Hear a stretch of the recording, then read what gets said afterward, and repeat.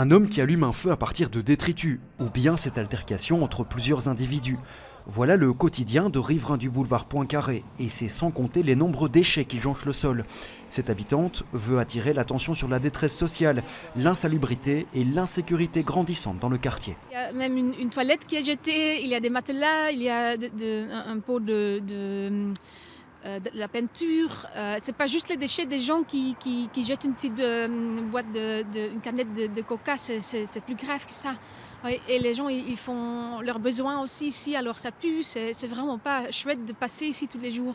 Lise Pitt, au même titre que d'autres riverains, demande des mesures concrètes de nos responsables politiques. Mais la division de l'espace public rend la situation compliquée, plusieurs niveaux de pouvoir sont concernés.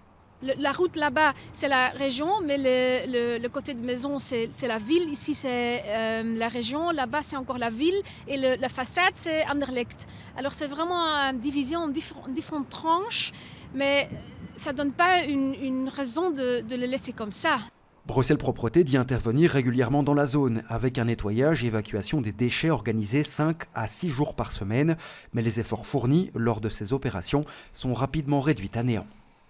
En l'absence de réponse structurelle en matière d'aménagement, de réglementation, de stationnement et de prise en compte des problématiques de sans-abrisme ou de populations marginalisées, il est illusoire de penser que les seules opérations de propreté pourront résoudre durablement la situation. La ville de Bruxelles avance être consciente de la problématique. L'entité a déjà mené avec les partenaires communaux et régionaux des actions sur d'autres tronçons similaires. Nous poursuivrons avec le même groupe de travail. Cela étant, chaque tronçon a ses spécificités et nécessite donc une analyse fine afin d'identifier les mesures les plus adaptées.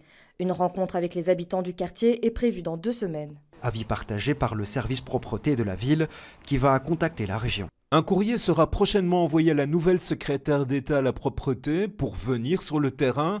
Nous devons constater ensemble les réalités, identifier les leviers concrets et renforcer l'action commune. Audrey Henry, la nouvelle secrétaire d'État en question, n'a à ce jour pas donné suite à nos sollicitations.